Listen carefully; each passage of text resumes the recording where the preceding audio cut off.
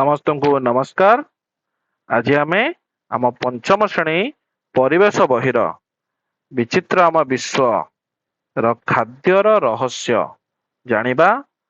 ତ ଆସ ଆମେ କଣ କଣ ଆଲୋଚନା କରିବା ଦେଖିବା। ନା ଆଜି ଆମେ ଆଲୋଚନା କରିବା ଖାଦ୍ୟ ନଷ୍ଟର କାରଣ, ଖାଦ୍ୟ ନଷ୍ଟ କରିବାରେ ଅଣୁଜୀବ ମାନଙ୍କର ଭୂମିକା। ଠିକ ଅଛି, ତାହେଲେ ତୁମେ ମାନେ ଆଜି କଣ କଣ ଶିଖିବ ଦେଖ। ଖାଦ୍ୟ ପଦାର୍ଥ ନଷ୍ଟର କାରଣ ଜାଣିବ। କେମିତି ଖାଦ୍ୟ ପଦାର୍ଥ ନଷ୍ଟ ହଉଛି ତାହା ତୁମେ ମାନେ ଜାଣିବ। ତା ସହିତ ଅଣୁଜୀବ ମାନଙ୍କ ଦ୍ଵାରା କିପରି ଖାଦ୍ୟ ନଷ୍ଟ ହୋଇଥାଏ ତାହା ମଧ୍ୟ କହିବ। ଆଉ କଣ, ତାହେଲେ ଆସ ଏବେ ଆମେ ଦେଖିବା। ପ୍ରଥମେ ଦେଖ, ଗୋଟେ ଗପ ଦେଖ କଣ ଅଛି। ଟିଫିନ ବାକ୍ସରେ ରହିଯାଇଥିବା ଖାଦ୍ୟ। ତାହେଲେ କଣ ହେଲା ଦେଖ। ଏହା ଏକ ଖରା ଦିନର ସୋମବାର ସକାଳ।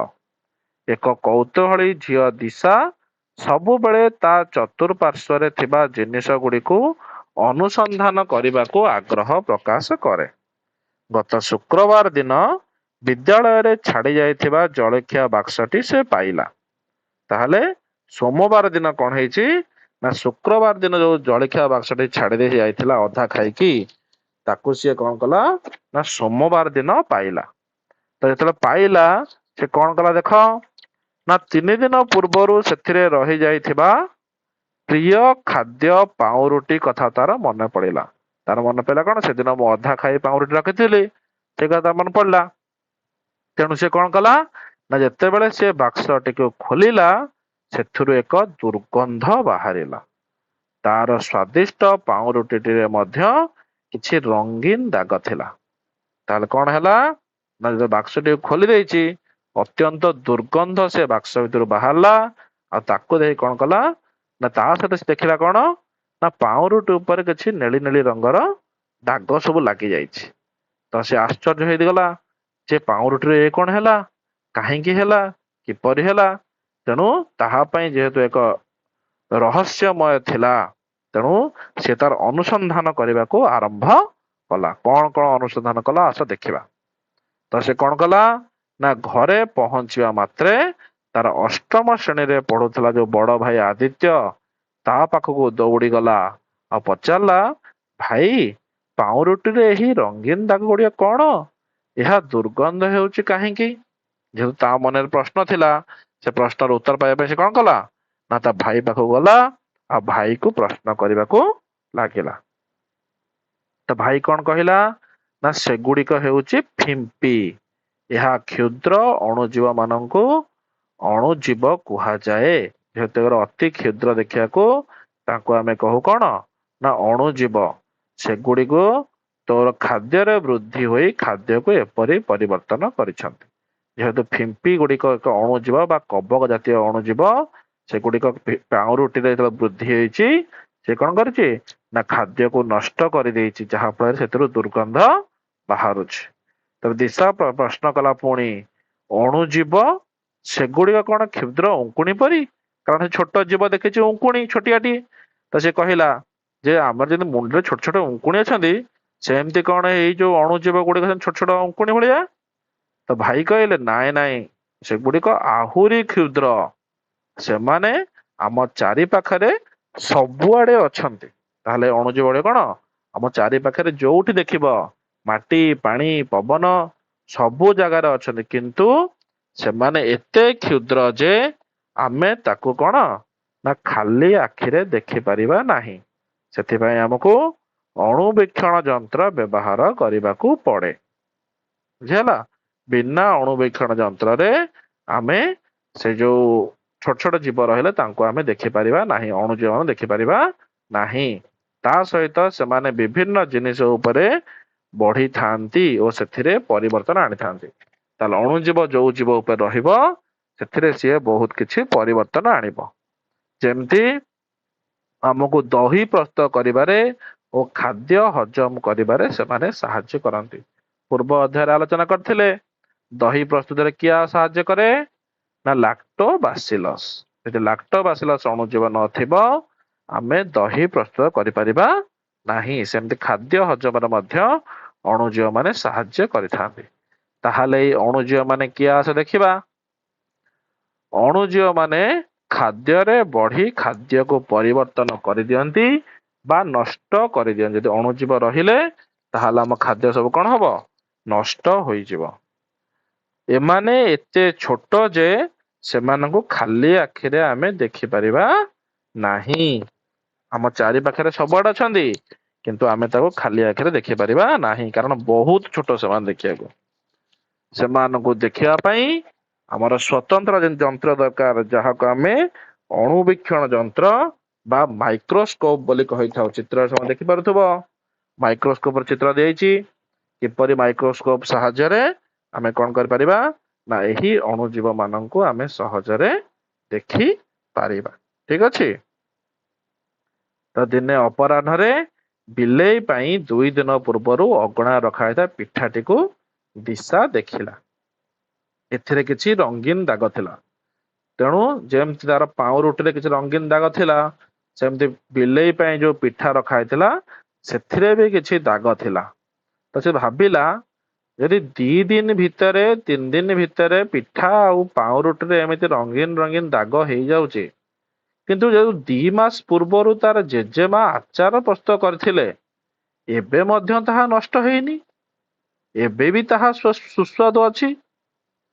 ତ ସେ ଭାବିଲା ଯେ କାହିଁକି ଏରା ସୁସ୍ୱାଦୁ ଅଛି? କାରଣ ସେଥିରେ ତେଲ ମିଶା ଯାଇଥିଲା। ଆଶ୍ଚର୍ଯ୍ୟ, ଦିଶା ଗୁଣୁ ଗୁଣୁ ହେଇ କହିଲା, କେତେକ ଖାଦ୍ୟ ଶୀଘ୍ର ନଷ୍ଟ ହୋଇଯାଏ ଏବଂ କେତେକ ଖାଦ୍ୟ ବହୁତ ସମୟ ପର୍ଯ୍ୟନ୍ତ ରହେ କାହିଁକି? ଯେତେବେଳେ ଜାଣିଲା ଯେ ତେଲ ମିଶିଛି ବୋଲି ଆଚାର ନଷ୍ଟ ହେଉନି, ସେ କହିଲା ଯେ ପିଠା ଯଦି 2 ଦିନ ନଷ୍ଟ ହେଇଗଲା ତାହେଲେ ଆଚାର କାହିଁ ନଷ୍ଟ ହବନି? କଣ ତେଲ ମିଶିଲେ ନଷ୍ଟ ହବନି? ତେଣୁ ସେ ପ୍ରଶ୍ନ କଲା, ଆଚାର ସତେଜ ରହିଲା କାହିଁକି? କାହିଁକି ଆଚାର ସତେଜ ରହିଲା? ତାହା ଜାଣିବା। କାରଣ ସେହି ଆଚାରରେ ଅଧିକ ତେଲ ଓ ଲୁଣ ମିଶା ଯାଇଛି, ଯାହାକି କଣ ଅଣୁଜୀବ ମାନଙ୍କୁ ବଢିବାକୁ ଦବ ନାହିଁ। ତାହେଲେ ଅଣୁଜୀବ ବଢିବା ପାଇଁ କଣ ଦରକାର? 3ଟା ଜିନିଷ ମୁଖ୍ୟ ଦରକାର।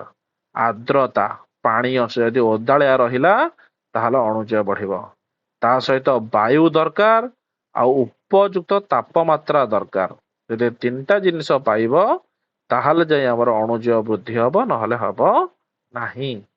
ତେଣୁ ଖାଦ୍ୟ ସୁରକ୍ଷା ପାଇଁ ଆମକୁ କଣ କରିବାକୁ ପଡିବ ନା ଆର୍ଦ୍ରତା, ବାୟୁ କିମ୍ବା ଉପଯୁକ୍ତ ତାପମାତ୍ରା ମଧ୍ୟରୁ ଯେକୌଣସି ଗୋଟିଏକୁ ଯଦି ଆମେ ଅଟକାଇ ଦେବା ତେବେ ଅଣୁଜୀବଙ୍କ ବୃଦ୍ଧିକୁ ଆମେ ରୋକି ପାରିବା। ଯଦି ଏସବୁ ନ ରହିଲା, ଯାହା ଭିତରୁ ଯେକୌଣସି ଗୋଟିଏ ଯଦି ନ ରହିଲା, ଅଣୁଜୀବ ବଢି ପାରିବେ ନାହିଁ। ତେଣୁ ଖାଦ୍ୟ ସୁରକ୍ଷା ପାଇଁ ଆର୍ଦ୍ରତା, ବାୟୁ ଆଉ ତାପମାତ୍ରା ମଧ୍ୟରୁ ଯେକୌଣସି ଗୋଟିଏକୁ ଆମକୁ ଅଟକେଇବାକୁ ପଡିବ। ତେଣୁ ଆମେ ଅଣୁଜୀବ ମାନଙ୍କୁ ସବୁବେଳେ ଜଳ ଓ ବାୟୁ ଠାରୁ ଦୂରେଇ ରଖିବା ଉଚିତ, ଯାହା ଦ୍ୱାରା ଖାଦ୍ୟ ସତେଜ ରହିବ। ବୁଝିହେଲା? ଯଦି ଏସବୁ ଆମେ କରିଲେ ତାହେଲେ ଆମ ଖାଦ୍ୟ ସତେଜ ରହିବ। ତେବେ ଆସ ଆମେ କେତୋଟି ପ୍ରଶ୍ନର ଉତ୍ତର କରିବା। ତ ଆସ। ତ ଅଣୁଜୀବ ମାନଙ୍କୁ ଦେଖିବା ପାଇଁ କେଉଁ ଯନ୍ତ୍ର ବ୍ୟବହାର କରାଯାଏ? ଦେଖିବା, କାହାର ମନ ଅଛି? ଅଣୁବୀକ୍ଷଣ ଯନ୍ତ୍ର। Very good. ଖାଦ୍ୟ ନଷ୍ଟ ହେଲେ ସେଥିରୁ କିପରି ଦୁର୍ଗନ୍ଧ ବାହାରେ? ଦୁର୍ଗନ୍ଧ ବାହାରେ, ନାଇଁ? ଖାଦ୍ୟ ନଷ୍ଟ ହେଇଗଲେ ପାଉଁରୁଟି ଉପରେ କଳା କିମ୍ବା ଧଳା ରଙ୍ଗର ଆସ୍ତରଣ ଜମାଉଥିବା ଅଣୁଜୀବର ନାମ କଣ? ଦେଖିବା, ଦିଶା ଖୋଜିକି ପାଇଥିଲା, ତମର ଦେଖିବା ମନ ଅଛି କି ନାହିଁ? କବକ, ନାଇଁ? ଫିମ୍ପି, କବକ ସବୁ ଥାଏ। ତାପରେ ଆସ କେତୋଟି ଶୂନ୍ୟସ୍ଥାନ ଆମେ ପୂରଣ କରିବା। ଅଣୁଜୀବ ମାନେ ଖାଦ୍ୟରେ ବଢି ଖାଦ୍ୟର ଡ୍ୟାସ ଏବଂ ସ୍ୱାଦ ବଦଳାଇ ଦିଅନ୍ତି। କଣ ବଦଳାନ୍ତି? ରଙ୍ଗ, ନାଇଁ? Very good. ଖାଦ୍ୟ ନଷ୍ଟ ହେବା ପାଇଁ ଅଣୁଜୀବ ମାନଙ୍କୁ ମୁଖ୍ୟତଃ ଡ୍ୟାସ ଏବଂ ଉତ୍ତାପ ଆବଶ୍ୟକ ହୋଇଥାଏ। କଣ କଣ ଟିକେ ମନେ ପକେଇଲା ଦେଖିବା। କହିଥିଲି ଏବେ ଓଦାଳିଆ ଅଂଶ ବା ଆର୍ଦ୍ରତା। ଯଦି ଟିକେ ଓଦାଳିଆ ଅଂଶ ରହିବ ତାହେଲେ ସେଠି ଅଣୁଜୀବ ମାନେ ସହଜରେ ବଢି ପାରିବେ। ନଷ୍ଟ ହୋଇଯାଇଥିବା ଖାଦ୍ୟ ଖାଇଲେ ଆମକୁ ଡ୍ୟାସ ହୋଇପାରେ। କହିଲେ ଦେଖି କଣ ହବ? ରୋଗ ହବ, ନୁହେଁ? ଯଦି ଖରାପ ଖାଦ୍ୟ ଖାଇବା ତାହେଲେ ଆମକୁ ବିଭିନ୍ନ ପ୍ରକାର ରୋଗ ହେବ। ତ ଦେଖିବା ସ୍ତମ୍ଭ ମିଳନ କିଏ କରିପାରିବ? ଅଣୁଜୀବ କଣ ହେବ କୁହ? ଖାଲି ଆଖିରେ ଦେଖାଯାଆନ୍ତି ନାହିଁ। ଦୁର୍ଗନ୍ଧ ଏବଂ ସ୍ୱାଦ ବଦଳିବ। କଣ ହେଲେ? ଖାଦ୍ୟ ନଷ୍ଟ ହେଲେ। ଏଇଟା ହଉଛି ଖାଦ୍ୟ ନଷ୍ଟର ଲକ୍ଷଣ। ଖାଦ୍ୟ ନଷ୍ଟ ହବ, ସେଥିରୁ ଦୁର୍ଗନ୍ଧ ବାହାରିବ ଆଉ ତାର ସ୍ୱାଦ ବଦଳି ଯିବ। ଅତ୍ୟଧିକ ପାଚିଗଲେ ପରିବା ପଚିଯିବ। ପାଉଁରୁଟି ଉପରେ ଯୋଉ ରୁଆ ରୁଆ ହୋଇଥାଏ ତାକୁ କଣ କୁହାଯାଏ? କବକର ବୃଦ୍ଧି ବୋଲି କୁହାଯାଏ। ତାସ ଆଉ କେତୋଟି ପ୍ରଶ୍ନ ଉତ୍ତର ଦେବା। ଖାଦ୍ୟ ନଷ୍ଟ ହେଉଛି ବୋଲି ଆମେ କିପରି ଜାଣିପାରିବା? କାରଣ ଖାଦ୍ୟର ରଙ୍ଗ ବଦଳିଗଲେ, ସେଥିରୁ ଦୁର୍ଗନ୍ଧ ବାହାରିଲେ କିମ୍ବା ଯଦି ସ୍ୱାଦ ଖରାପ ଲାଗିଲା ତାହେଲେ ଆମେ ଜାଣିପାରିବା ଯେ ଖାଦ୍ୟଟି ନଷ୍ଟ ହେଉଛି। ତ ଅଣୁଜୀବ ମାନେ କିପରି ଖାଦ୍ୟ ନଷ୍ଟ କରନ୍ତି?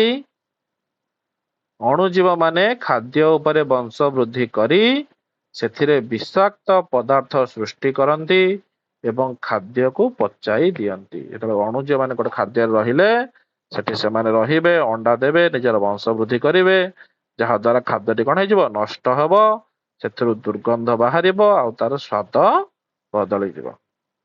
ଖାଦ୍ୟ ସାଇତି ରଖିବା ପାଇଁ କେଉଁ ଦୁଇଟି କଥା ପ୍ରତି ଆମକୁ ବିଶେଷ ଭାବେ ଧ୍ୟାନ ଦେବା ଉଚିତ? କଣ କଣ? ଯେପରି ଖାଦ୍ୟ ଓଦା ନ ହୁଏ, ଅଧିକ ଗରମ ସ୍ଥାନରେ ନ ରୁହେ। କାରଣ ଆମେ ଜାଣିଲେ ଆର୍ଦ୍ରତା, ବାୟୁ ଆଉ ତାପମାତ୍ରା ଯଦି ପାଇଲା ତାହେଲେ ଅଣୁଜୀବ ମାନେ ବୃଦ୍ଧି ପାଇବ। ତେଣୁ ତା ଭିତରୁ ଯଦି ଆମେ ଗୋଟିଏକୁ ବି ହଟେଇ ଦବା, ତାକୁ ଆମେ ନିୟନ୍ତ୍ରିତ କରିପାରିଲେ ତାହେଲେ ସେ ସ୍ଥାନରେ ଅଣୁଜୀବ ମାନେ ବୃଦ୍ଧି ହୋଇପାରିବେ ନାହିଁ। ବୁଝିଗଲା ସମସ୍ତଙ୍କର? ତ ସମସ୍ତଙ୍କୁ ମନେ ରଖିଦେଇଛ ନୁହଁ? ଭଲ ପିଲା ସବୁ ଆମର। ଏବେ ଆଜିର ଆଲୋଚନାକୁ ଆମେ ଏଇଠି ରଖିବା। ପୁଣି ଆଗାମୀ ଅଧ୍ୟାୟରେ ତୁମମାନଙ୍କ ସହ ଦେଖା ହବ। ଆଶା କରୁଛି ତୁମମାନେ କିଛି ନୂଆ ଶିଖିଥିବ। ସମସ୍ତଙ୍କୁ ଧନ୍ୟବାଦ। ଖୁସିରେ ଶିଖିବା ସମସ୍ତଙ୍କର ଅଧିକାର। ନମସ୍କାର।